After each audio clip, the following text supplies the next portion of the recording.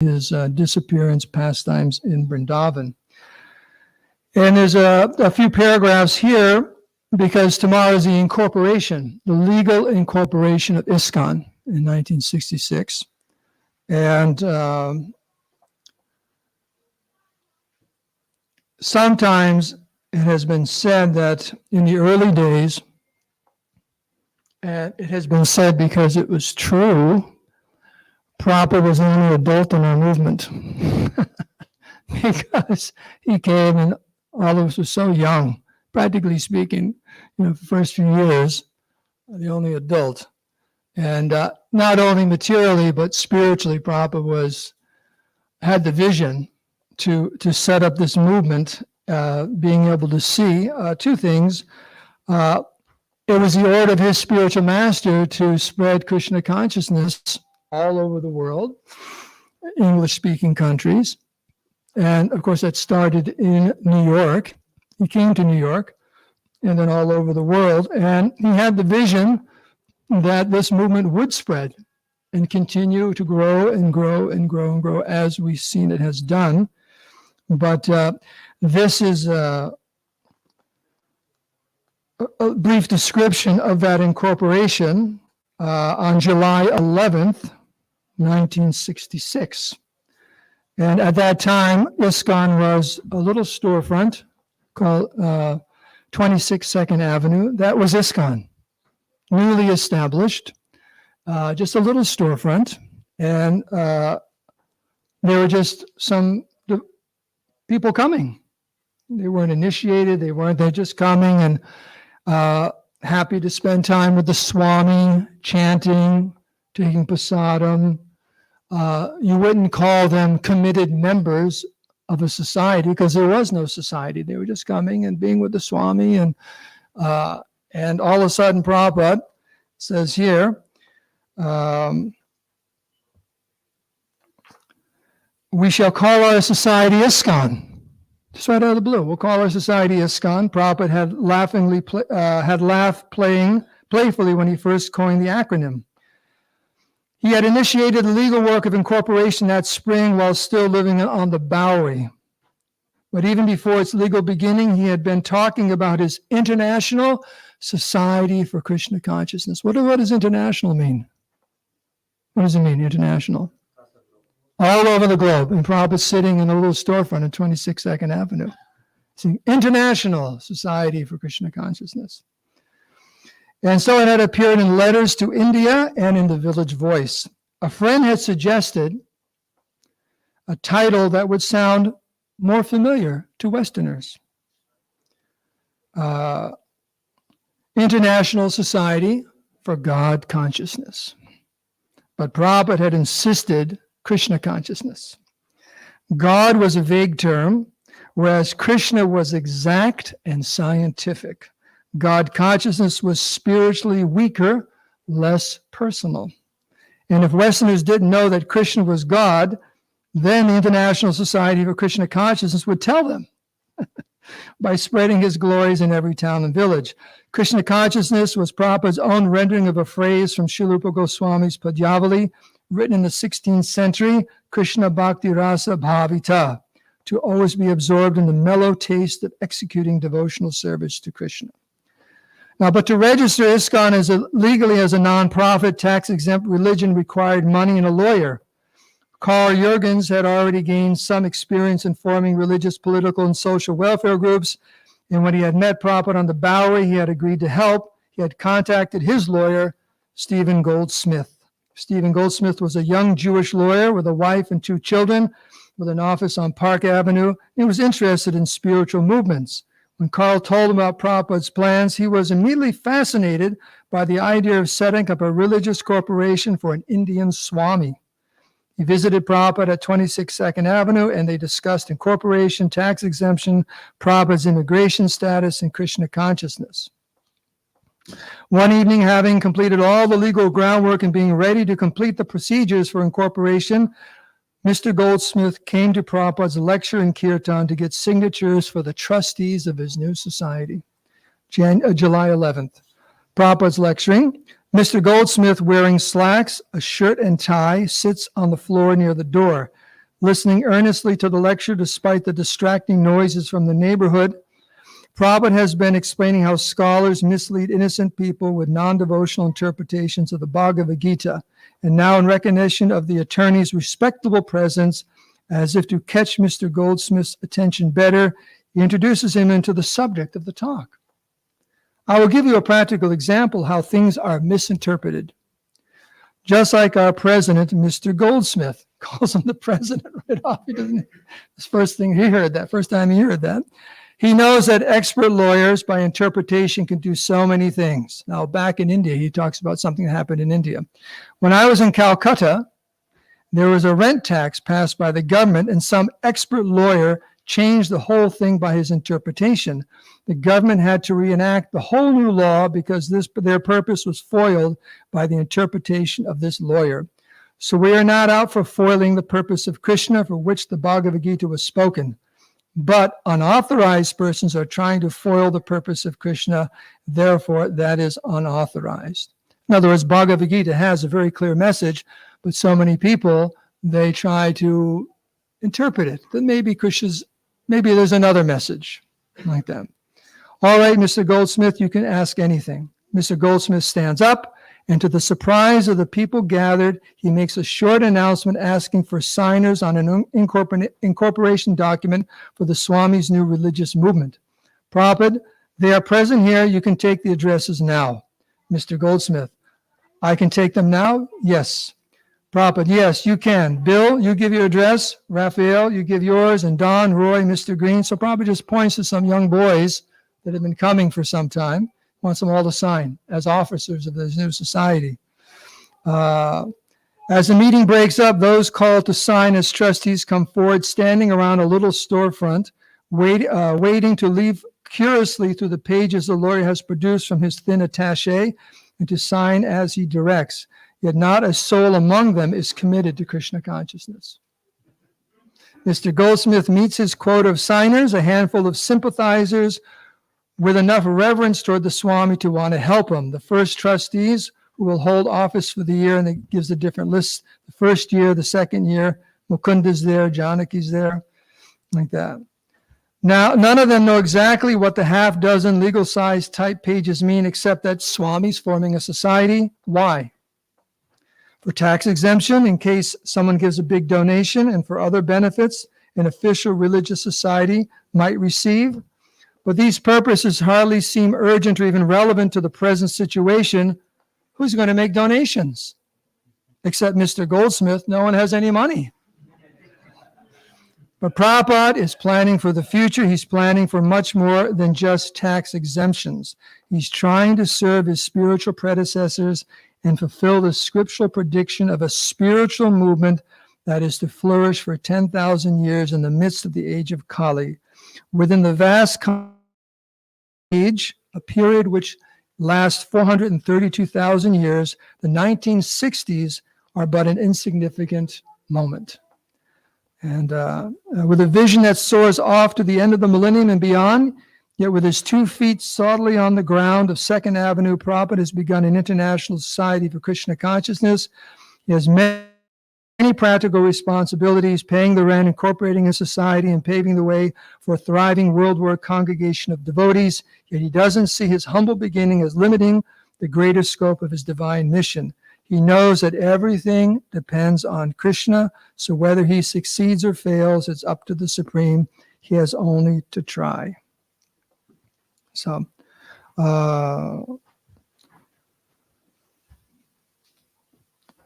there are 7 purposes for the International Society for Krishna Consciousness, what this whole movement has been established for, and those Prabhupada wrote down in the Articles of Incorporation. I'll just briefly go through those and we can talk.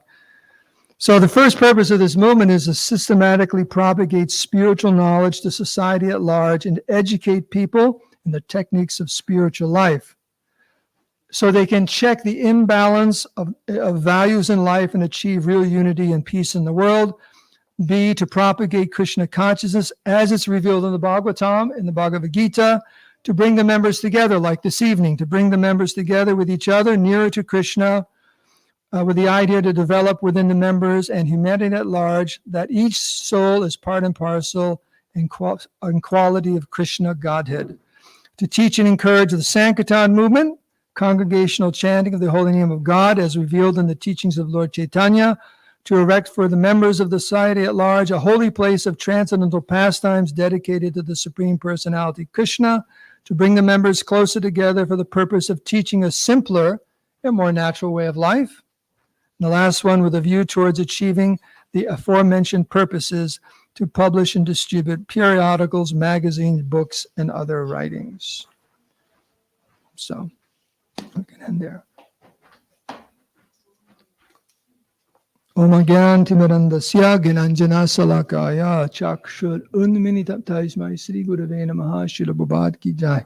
Sri Krishna Chaitanya Prabhu Nityananda Sri Advaita Gadadhar Shivasari Gaur Bhaktivinoda Hare Krishna Krishna Krishna Hare Hare Hare Rama Rama Rama Hare Hare.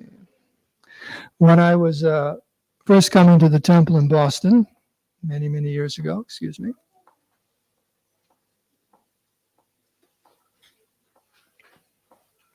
I was attending the Sunday feast, like you're all doing right now.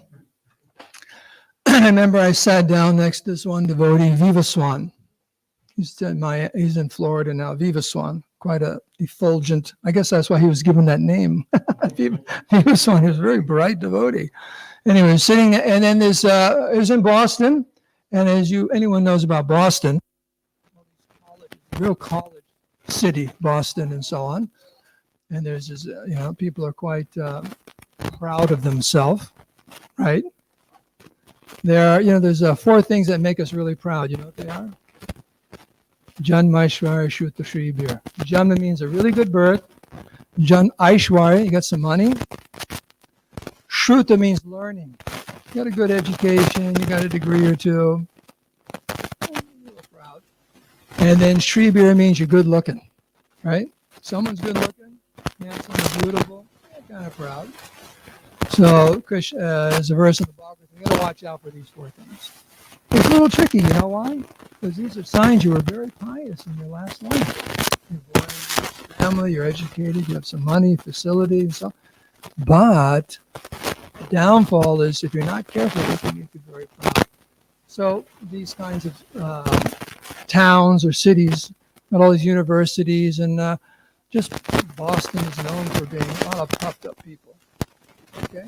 This is the way it is. So one of these college students sat down and he turned to Vivaswani and said, I read that your Hare Krishna movement is just an expansion of your spiritual master's ego. And Vivaswani said, that's absolutely true. And what is his ego? I'm an eternal servant of Krishna. And all the air just went out of that gentleman. So ISKCON is an expansion of Srila Prabhupada's ego, but what is that ego? The ego is a pure ego. I'm an eternal servant of Krishna. That's the International Society for Krishna Consciousness. And Prabhupada was very, very careful, just like it made one mention in here, that although Prabhupada in his consciousness, on a very, very, very highest level of spiritual awareness, his feet are still on the ground. Sometimes people, their idea of spirituality is you're just disconnected. Floating, like sometimes you see a cube, a little balloon, you let go of it. That's spirituality. You're just completely disconnected from this world. We don't agree with that. The reason we don't agree with that is the idea, in fact, what is that? Jagat Nitya? Satyam, right? That spirituality is real, but this world is false. So unfortunately, it's carried to the extent where you think there's nothing, I have nothing to do with the world at all. It's not even real, or there are some religions where it's vain. But our understanding is that everything in the material and spiritual world is Krishna's. Just like every day I come to the temple, I walk through the orchard. You see it on the map, number 11. The orchard. I walk in all the apple trees. And since they've been here for 1 week, the apples are getting a little bit bigger every day. A little bit. But anyway, the point is that the reason an apple or any fruit is real is because the tree's real. If you have a real tree, the fruit's going to be real. It's coming from the tree. So the absolute truth is the source of all reality. Everything coming from that tree is also going to be real. Now, an apple is temporary because when it gets ripe, pick it, you bring it to Ishan, and he makes a huge apple pie for the Sunday feast. So if anyone has any extra apples, he'll make apple pie or apple crisp. Is that your favorite one? Apple crisp? Apple crumble. Okay. So, but the apple is real and the tree is real. And the apple comes from the tree. So everything in existence is coming from Krishna because Krishna is real, param satyam. Everything, even this material world, is real. In fact, there's a teaching of Bhagavad Gita. Arjuna is told, what is that? Mama nushmara yudjacha. Very important instruction. So you go ahead and fight, but at the same time, you think of me. And that Krishna chose Arjuna for a very important reason. He could have spoke Bhagavad Gita to a sage up there in the Himalayas, some emaciated yogi, something like that. But one reason he chose Arjuna is because of all of us. A worldly man, so-called worldly man, so we can relate to it. We can relate to it. It's an instruction for every single person who has to act in this world. Is anyone here absolved from having to act in this world? Raise your hand. No one. Like that. As soon as you leave this temple room, got stuff to do, right? And even the devotees living here. As soon as you leave the temple room, you go wash the pots, you mop the floor, you have to get up. So everyone's got something to do. We all have to act in this world. But this anusmara yudjacha, you always think of Krishna and do what you have to do in this world because this world belongs to Krishna. And actually, what is the devotee's responsibility in this world is to take care of it for Krishna. So the message of the Bhagavad Gita is not one of renouncing this world. The message of the Bhagavad Gita is renouncing the propensity and desire to enjoy this world separately from Krishna, to not see it as part and parcel of Krishna. That's what the message of the Gita is. Arjuna had his duty to do, even as unpleasant as it was. No one likes having to fight. It's unpleasant. But sometimes it has to be done. And when Krishna said, you do your duty, it has to be done, but you remember me. It's my desire that this happens. So Prabhupada always had his feet on the ground, and we're very, very thankful for that, right? So many gurus and yogis and spiritualists and religionists, their feet aren't on the ground. Or sometimes only, that's all, they're only in this material world, and that's another problem too. But Srila Prabhupada, although preaching the most elevated philosophy and theology of Krishna consciousness, knew that things had to be taken care of down here. Now, what we just read about is one of the very first, most important examples of that. He knew he had to incorporate the society, make it legal, nonprofit society, so he could preach in this country. And of course, then it expanded and expanded and expanded, because in the fine paperwork there, that was for the state of New York. So as the movement spread all over the country and all over the world, more and more, I imagine ISKCON of Scotland has been incorporated, right? So it has to incorporate these very important things. You have to, if you're, what is that? You're living in the water with the crocodiles. You got to be careful. You have to take care of everything. It's just so the society is protected. Society has to. So Prabhupada saw that, and he saw that in so many different ways, right? Just like Hoksha Prabhu was saying in the beginning, as the movement grows, so many people come, and so many people have so many ideas. We have to be very, very careful to be true to what Srila Prabhupada established. And it's just human nature that people have different ideas, and sometimes they want to change things. That's just natural. It's not unique to ISKCON. It's not unique to religious organizations. Anywhere you go, you get two or more people together, everyone's got an idea, right? But understanding that Prabhupada's idea is probably the best, it is the best, we have to remain faithful to his teachings and try to understand them very, very carefully, because those teachings will ensure that we all become Krishna conscious. It will also ensure that Krishna consciousness will be spread all over the world. These are two purposes. That individually we all become Krishna conscious, or that's a very broad term. You can get into it, but we all become we reawaken our natural spiritual consciousness on the highest level. There's many different levels of spirituality. We don't disagree with that at all.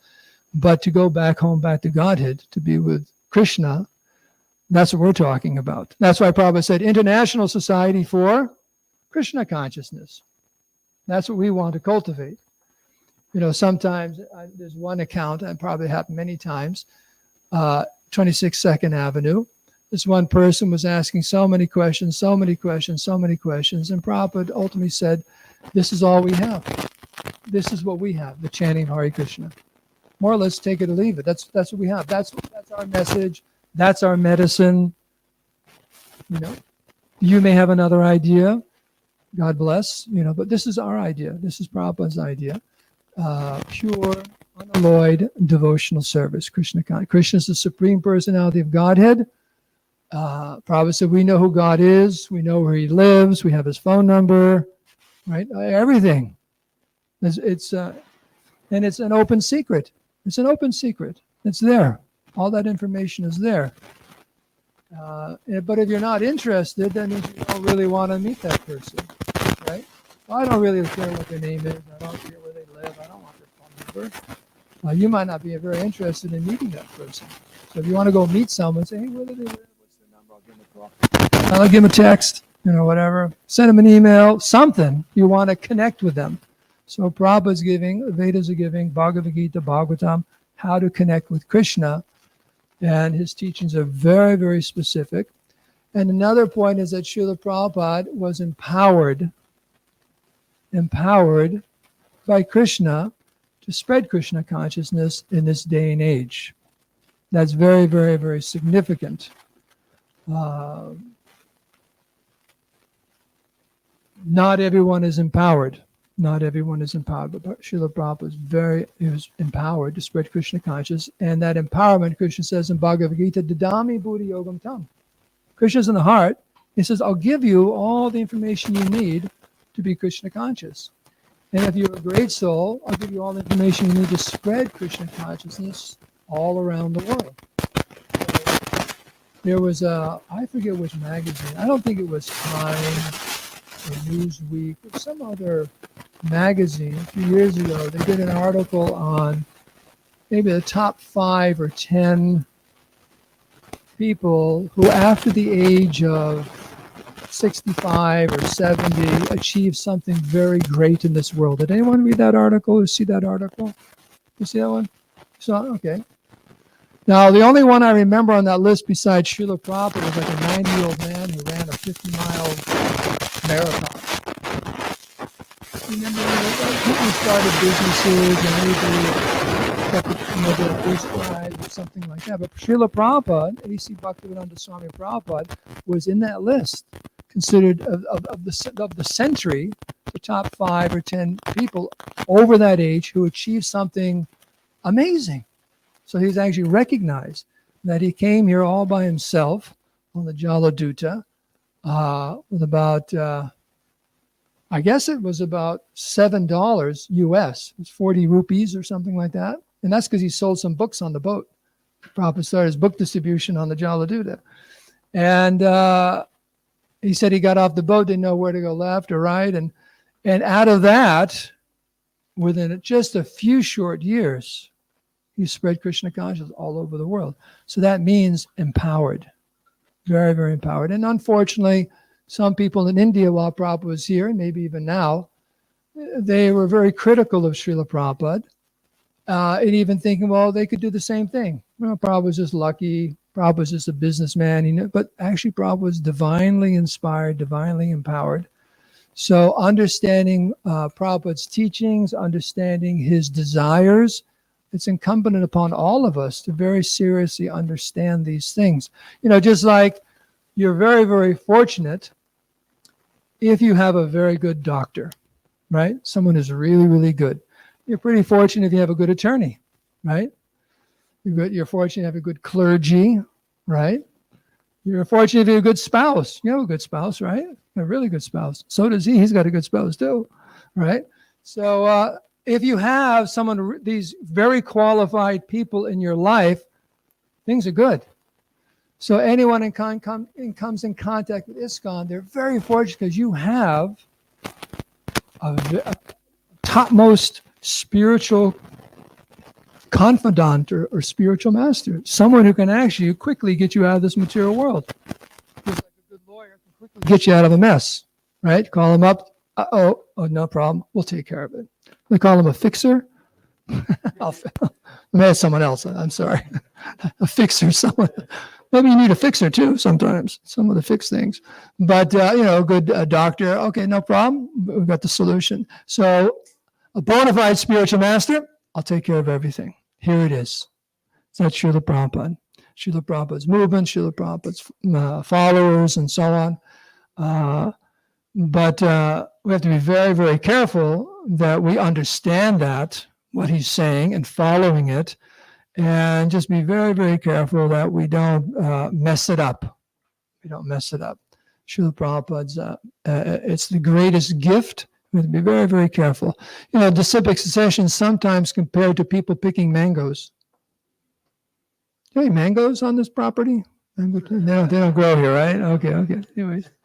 But the example is good because you see mango trees. They're really big. And I don't know how they pick them now on mango plantations, but probably because the example previously, they'd have people climb up and take a mango, hand it down to the next person, hand it down very carefully to the ground. That was slow, but that's how they had to do it, because you didn't want to just take a ripe mango and just toss it, because what happens? Like that. And they asked Prabhupada once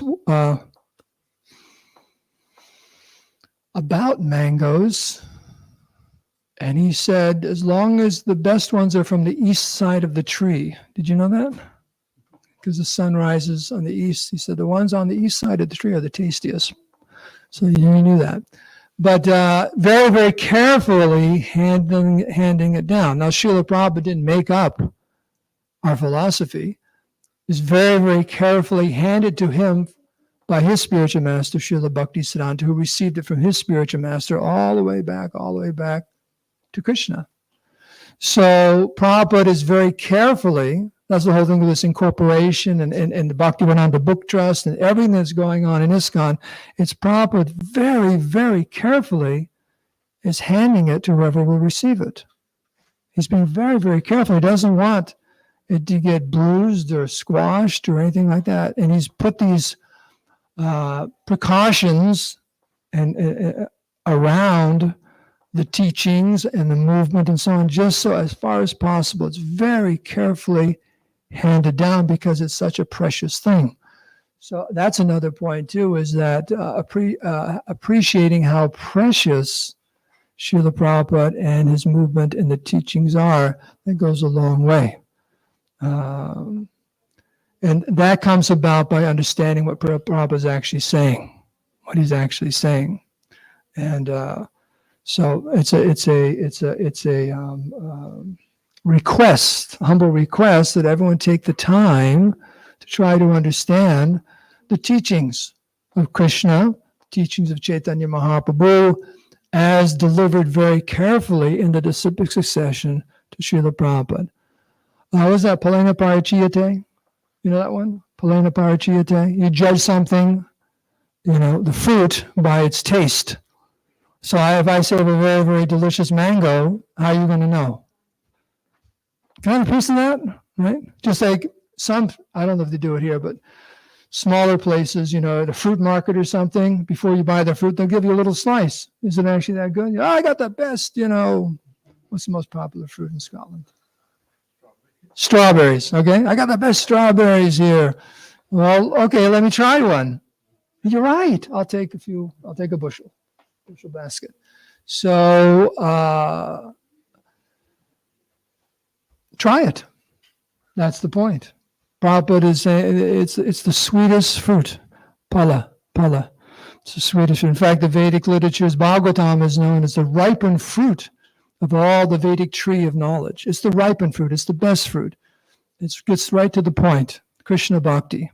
So that's what Prabhupada, because, things can be very, very confusing, and we don't have a lot of time to go through everything. Sometimes you meet people, and they want to talk about this Veda or that Veda or this Upanishad or that Upanishad and so many different things. But the way you bring that back around is the reason Krishna spoke Bhagavad Gita is no one has time. Just you have... what is that? Dvivedi, Trivedi, Chaturvedi. I know in Bengal they have those. I don't know if it's all over India, that name. That meant at one time your family was very fully learned in the 2 Vedas, the 3 Vedas, the 4 Vedas, all of it, fully learned. But no one takes the time to do that. Any if they do, they probably got the wrong message anyways. So what to do? Bhagavad Gita. Krishna spoke Bhagavad Gita. It's just how many verses? 700 verses.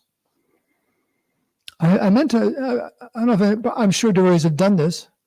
I hope so you may know the answer. Bhagavad Gita is an exchange of questions and answers, right? I'm sure you can add it up. How many questions did Arjuna ask? Right? You can look it up. You can just go through and count.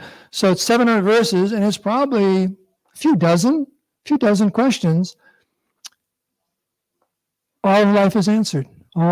Everything is answered in about a few dozen questions. That's it. So that's all you really need. And that's all you can really accommodate in this lifetime. Raise your hand if you think you're going to study all the 4 Vedas, 108 Upanishads, Dharma Shastras, right? Shop talk of the Brahmin scriptures. No one's going to do that. Just the Bhagavad Gita. Okay? And if that's too much, and there's 4 verses of the Bhagavad Gita. Can you people handle 4 verses? Chatur Shloki Bhagavad Gita in the 10th chapter. Just go through 10, 8, 9, 11, and 12. Just do those 4 verses. It's the essence, because no one has the time. Very few people even have the desire. And it wouldn't even matter if you did, because you get lost. So in this day and age, it's very, very simple. Bhagavad Gita, in the Bhagavatam, these different books, association of great devotees like Srila Prabhupada, and everything becomes very, very simple. Everything becomes easy as can possibly be. That's another thing too. Prabhupada knew that in this day and age, things have to be as easy as they possibly can. Chaitanya Mahaprabhu brought a very easy process. So we should take advantage of it. It's very, very easy, very, very simple. But keeping it simple means executing exactly what Srila Prabhupada said. We start going off on tangents, things just become very, very complicated. Just like when you go down the road here. So it's a narrow road. And if you go off the road, you can get in a little trouble, especially, I guess, in the wet season. You get stuck in the mud or this or that. You start going, just stay on the road, and everything, it's guaranteed. It's guaranteed that we'll all become Krishna conscious. Did I actually talk for that long? Hare Krishna. Should we just have open up for questions? Open up for questions. So I'm going to do that because yes. Well, first, any of the guests have any questions?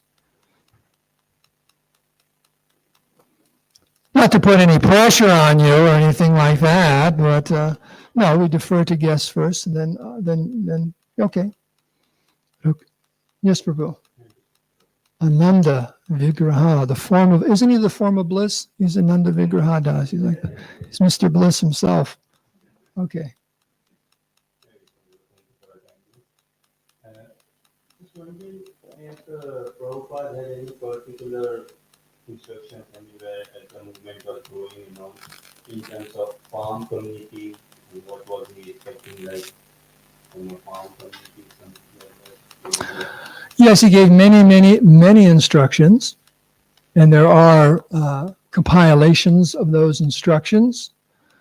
But one of it, it's one of the purposes of ISKCON was the simple living, high thinking. Because there was no mystery.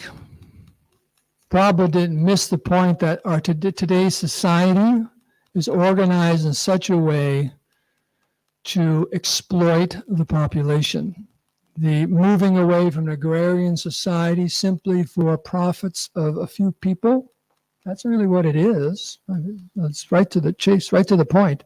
Society has systematically been organized over the last few hundred years where the people in general are manipulated and exploited to extract as much profit as possible.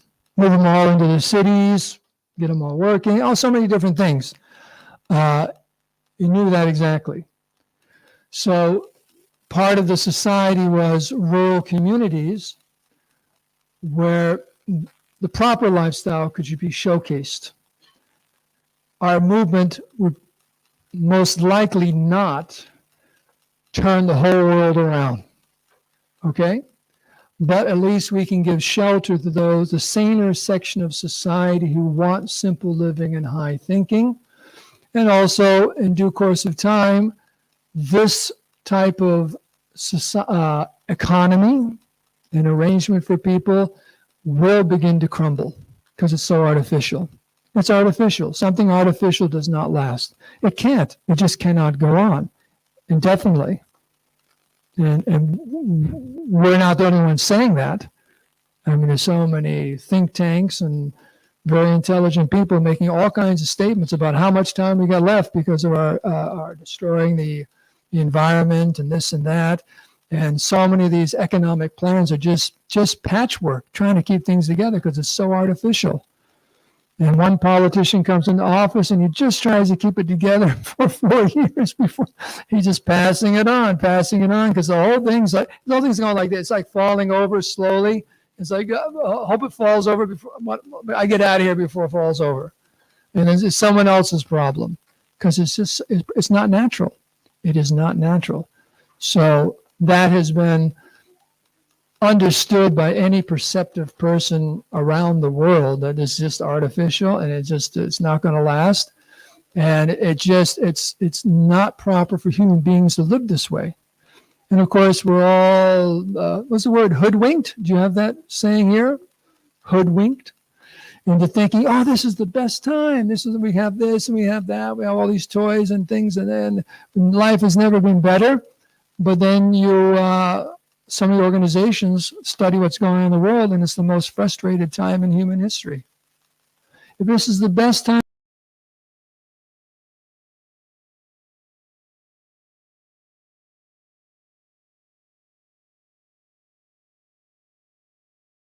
a sign this is the best time, for humanity, we got a lot of problems, and it's very, very unfortunate. So yes, Prabhupada has a vision that we would create rural communities, because that's we get closest possibly to an agrarian society and a peaceful society, and economically try to get it to work and so on. It's not so easy because the rest of society is not an agrarian society, but still, if there's pockets of these establishments to try to give a model and do the best we can, just to show how people can be very, very happy living simply, and it's better for your Krishna consciousness. So does that answer your question? Okay. Yes, Prabhu. I scared you. Ecstatic. Thank you.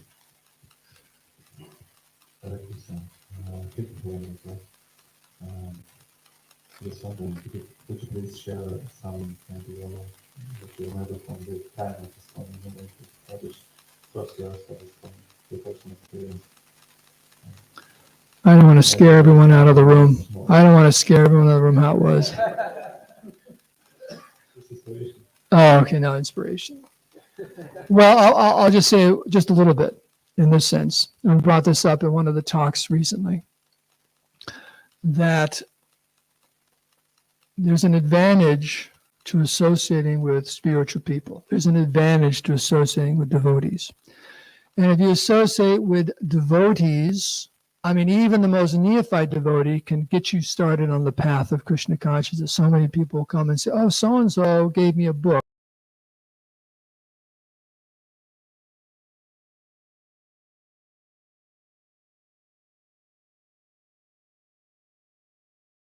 Time, Madhyamadikari. You know? And by their good instruction, they create what's called shrad, faith. They create faith in you. Just by being around them, you feel, yes, this is something wonderful. I want to do this. But when you get the association of someone on the platform of prema bhakti, pure devotional service, just being near them, one can actually experience bhava, ecstasy.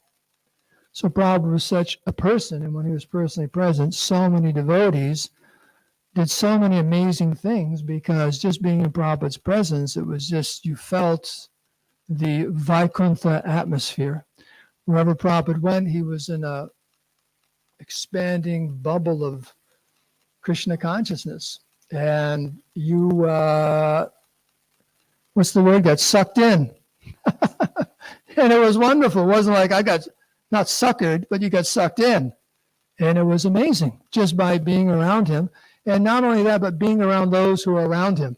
Just like you read in the Chaitanya Charitamrita, Lord Chaitanya would travel when he was traveling, and he went to different villages and chanting Hare Krishna, and those people started chanting Hare Krishna, and they became devotees, and they were so powerful that people who saw them became devotees, and people who saw them, it was contagious.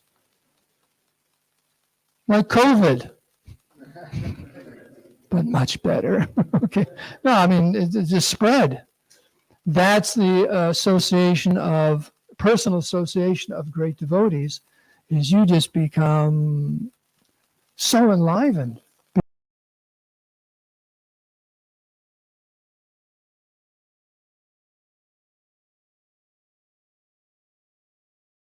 Read Lilamrita in different biographies, and you hear about devotees doing so many amazing things. Just, there's one devotee, actually, there's two devotees I know, Shuddhi and this other devotee who's in Vrindavan. When Pradyumna and I were in Vrindavan recently, he was speaking after a Bhagavatam class. He was a young man at the time. And they were sitting there, and Prabhupada said something like, who wants to go to Kuala Lumpur, start a center? And he just raised his hand. He said, I left the next day, all by myself, to open up Krishna consciousness in Malaysia, you know? And this devotee in California, Shuddhi, a wonderful devotee, I've known him for many, many years. He was 18 or 19, and he went to South Africa all by himself. That's it. Just to open up South Africa, all by himself. And actually, Shivananda, god brother of mine, he was the one who went to Germany all by himself. Just all by himself to spread Krishna consciousness. So inspired and enlivened by Srila Prabhupada, not thinking, I mean, I don't even know if there's a country left that there aren't devotees.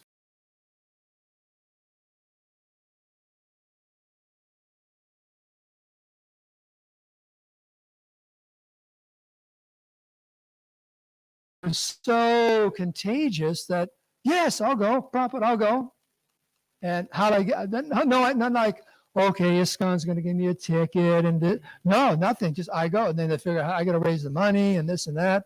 Just like I was told, you know, the devotees who came to London for the first time, that couple, three couples, Shama Sundar got some kind of a flight on a prop job, you know, and the airline was already condemned, and it was the last flight. And they was like, you know, just barely made it. I guess landed in Amsterdam or something. Then they come over, but you know, just where to get some money to do all these things. But devotees were so inspired and enlivened because Prabhupada was just emanating so much love, you know, in Krishna consciousness. So as far as at that time, now it is true that is available to everyone and anyone. But it's a little more difficult because Prabhupada is not personally present, but he is fully present in his books and his instructions. In fact, in the fourth canto, there's a very good line in one purport.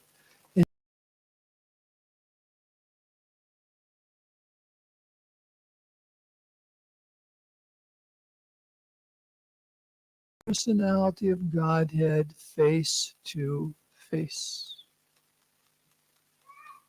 So in other words, executing Prabhupada's instructions for ourselves and for preaching, to the extent we enthusiastically do that, it's the same as seeing Krishna face to face. Prabhupada says that. So it's all available if we want it. Like that. Yes, Prabhu. Definitely. You know, Prabhupada, he was lamenting that he wasn't personally present when Prabhupada was here, and he was lamenting that he didn't have a relationship with Srila Prabhupada. He was the sacrifice. So I personally never felt like that. Right. But I just wondered whether is it valid for someone to say, especially now as we go on and Prabhupada gets further and further back in history, the new voices that are coming, if they feel that they don't have a relationship with Prabhupada, is that valid, or is it because they're now applying across the stuff? I would say that they're not applying. I mean, the fact that you're a part of the Hare Krishna movement and following Prabhupada's instructions, you have a relationship with Prabhupada. How could you even say that? Now, the depth of that relationship is based upon what you said, how carefully we follow. But the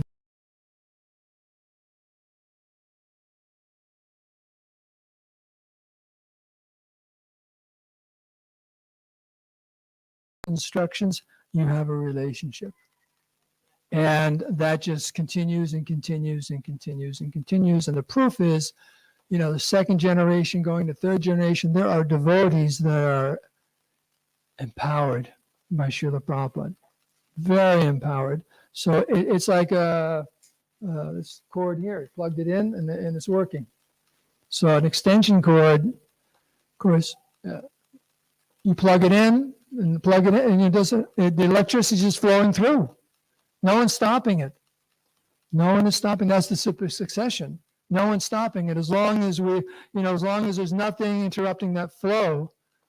Because where is Prabhupada's mercy coming from? Right? It's a conduit for Krishna. It's just coming right on through. So it never stops as long as we plug in.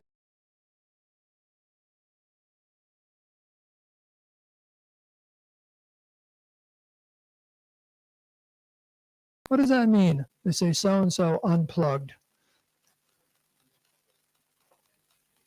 No amplification? Is that what that means?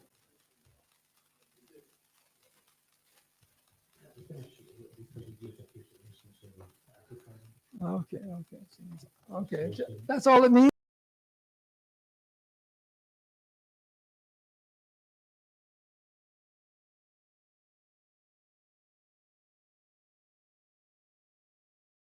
Because we never want to be unplugged.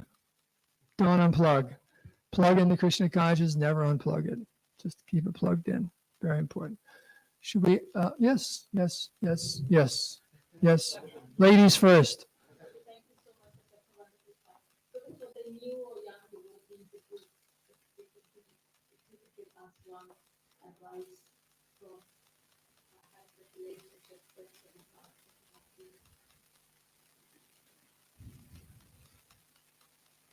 Be patient. Okay? Because sometimes we think, I'm just new and this and that, and I got a long way to go. And you have to be patient. 3 things we discussed earlier today, remember? Utsaha, nishtha, dharya. 3 things. You have to be very enthusiastic, but you have to be patient and very determined. Those 3 things, day after day after day after day. But, sometimes when we start something, we wonder, oh boy, just like you're an accomplished professional. You've been through many, many years of schooling. Maybe the first day of school you thought, or college or what, it's like, there's a long way to go. Will I make it? Right? You just be patient, keep executing, and then before you know it, and actually not just before you know, but day by day things grow. Your heart becomes more and more happy and Krishna conscious. But I would say be patient like that. And another thing is, we're all neophytes. We all got a long way to go, so it's applicable to everyone. So, Just another question. Now with the advancement of technology, with AI, and so how would we be able to ensure that we are listening to the right content, if we're getting the right instructions into the cloud? that's a good question. Now, the Back to Godhead magazines you get here in the UK, is that the ones printed in the US? Okay. Correct me if I'm wrong, but I think it was the last issue of Back to Godhead. The one before that was a whole article on AI. Very good article on AI. I mean, very got into depth about what it is, its limitations, and then application for devotees. I'd recommend you reading that article because it's has many uses, but it can completely destroy one's Krishna consciousness. So, gotta be careful. It's a great article. And for those who don't get the magazine in paper form, there's online. I imagine you can get the Back to Godhead, but it's a very well written article.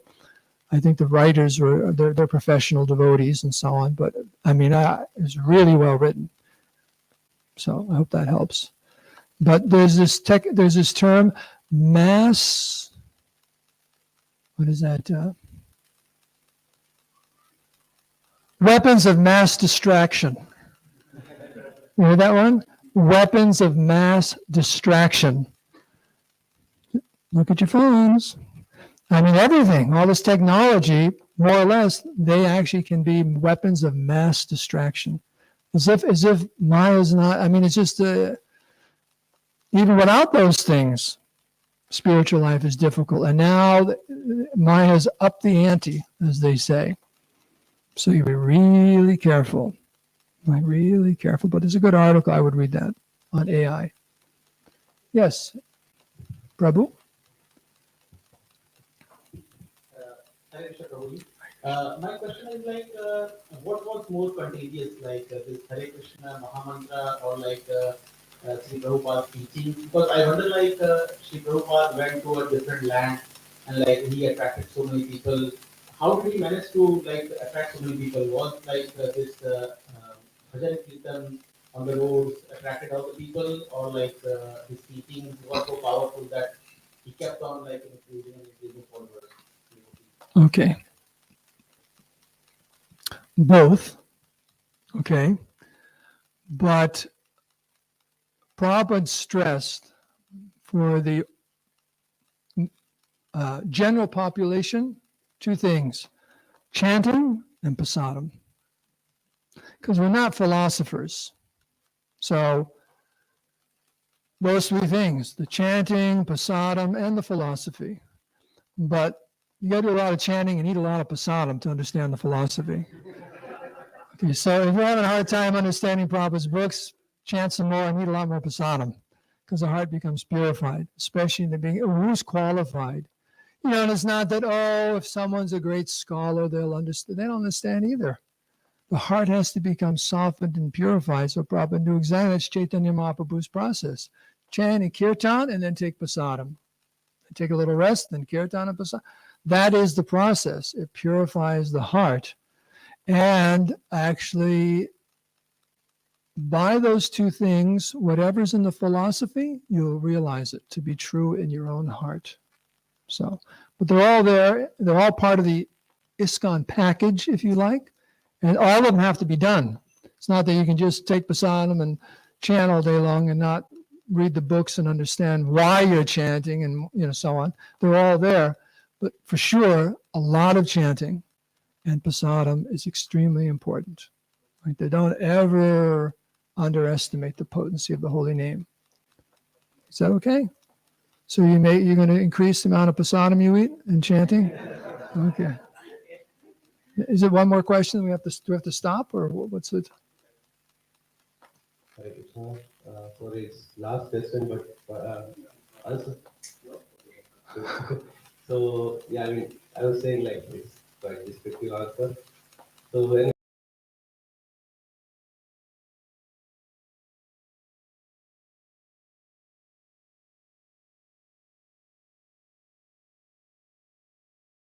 experience is to share personally, I don't personally maybe. Okay. So they take their full time to. Okay. Well, it's going to be very short.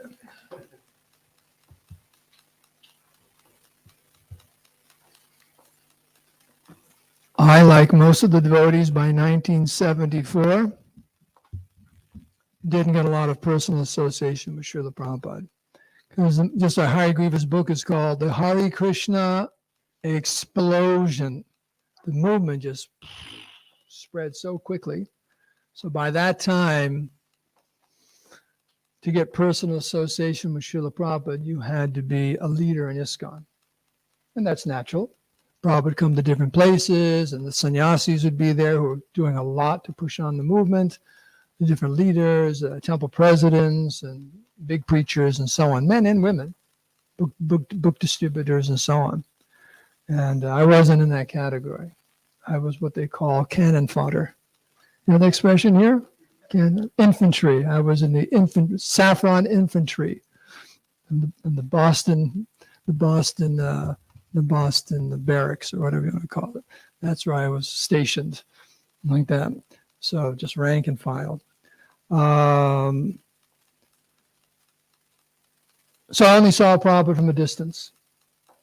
2 Rath Yatras in Philadelphia, and then the first Rath Yatra in New York, right down, was it Fifth Avenue? Right down Fifth Avenue, the most important street in the world, Rath Yatra. Prabhupada was so beaming, so happy, like that. But I was telling the devotees the other day, they asked me at that Rath Yatra, I thought, wow, I'm going to be able to dance and chant in front of Prabhupada and see Prabhupada. Then someone tapped me on the shoulder, and they took me all the way to the very, very end of the Rath Yatra behind Lord Balaram's cart and put a rope around my waist. 3 of us were the brake people for the cart.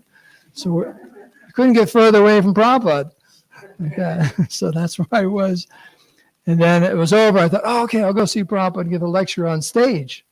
So we're all lining up, and Prabhupada walked on through to go up to the stage, and someone else tapped me on the shoulder, dragged me over about 50 yards this way to guard the generator for the power for the sound system. So during Prabhupada's lecture, I heard, that's all I heard. But it was ecstatic. I was happy, like that. And then he tapped me on the shoulder and said, it's time to go back to Boston. That was it. So anyways, it was very, very blissful. Anything you could do, it was contagious. Anything you could do for Prabhupada, I just wanted to do it. Because Prabhupada, he had the same mood, anything he could do for Krishna or anything he could do for the devotees. It wasn't a one-way street. And that's why devotees gave their life, or are giving their lives. Not gave, are giving, because they feel it. Krishna and the spiritual masters and Prabhupada, they feel that way towards you also. There's one story I'll tell. I cry, so I'm not going to tell it to you about that. But does that answer your question? Because there were 2 parts of the question. About the association, but what was the first part? Oh, books. Everyone got a book, right? Sooner or later you get a book. So I got some books. A friend of mine in high school, he came to school with some books. He said, my sister got these in New York. You know, the Hare Krishna people, they sold her these books. And she looked at them and she didn't want them. She gave them to me.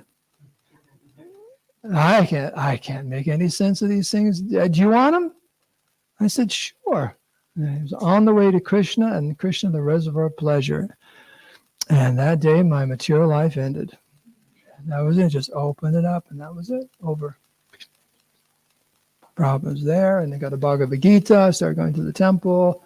But that's it, the books. It's Chaitanya Mahaprabhu.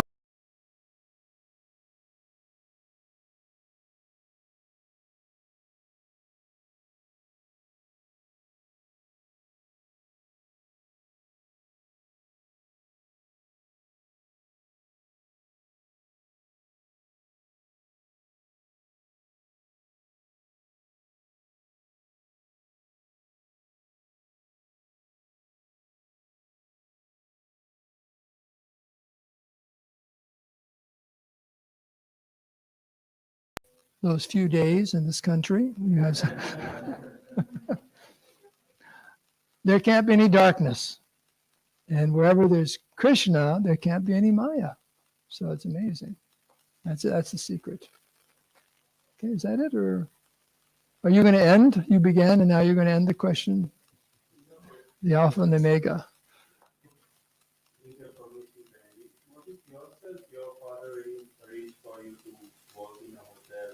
Oh yes, that was later on. I told them that I got those books, and then this one summer, my father was an executive for Sheraton Hotels when they were headquarters was there on Atlantic Avenue in Boston. A Japanese company bought them. Blah, blah, blah, blah, blah. But anyways, my father, even though I was like 16, got me this job working at the Sheraton, a summer job. And I was the lowest person on the totem pole. I was the person who assisted the housekeepers. I was going to say chambermaids or maids. They, told me to vacuum, and I had to take their trash all the way down to the basement. And that's what I did all day long. Very humble job. But I was telling the devotees, and I was taking, and the trash bags were clear plastic. So I'm got the kid. And there's a back to Godhead right there. Because I didn't know that the temple was very close. Sheraton Hotel is very close to the temple. So the devotees were downtown, Boston and Boylston, Tremont, whatever, if you know Boston. And someone got a back to Godhead, didn't want it, and just put it in the trash. They were staying at the Sheraton, and I saw that back to Godhead. I said, oh, another book. I pulled it out, put the trash down, and sat there on the fire escape, started reading the back to Godhead. And I brought that home. So yes, Prabhupada's books go out and someone's going to get them like that. So that's another, how I got my first Back to Godhead magazine like that. Yes. I think you partially answered this question because you mentioned that chanting and prasadam is important, and with your example, you also Prabhupada doing that during the Krishna service. In terms of priority, let's say there's aesthetic kirtan going on, and there is online class going on, and there is devotional service and that service. What should be the priority? Well, the thing is, all those things are important. So as far as priorities, it would have to be in your own personal life at that particular time. Maybe what you feel you need or whatever, but none of those you should neglect. It's like the feast plate. Prasadam just said, you got the dawn, the rice, and this, and the sweet, and you got to get everything just right. You got this savory. They're all very tasty and wonderful preparations, which make a complete feast. So it's a complete package, and you need to do all of them. When you do them and so on, that's something you have to organize your own life. But don't neglect any of them. Don't neglect any of them. They're all very, very important. Like that. Like, okay? Is there another kirtan? So we can end here, right? Is that okay? Thank you very, very much. Thank you for inviting me. They throw me out of the country tomorrow. I've talked everyone's ear off. But thank you so very much. Hare Krishna.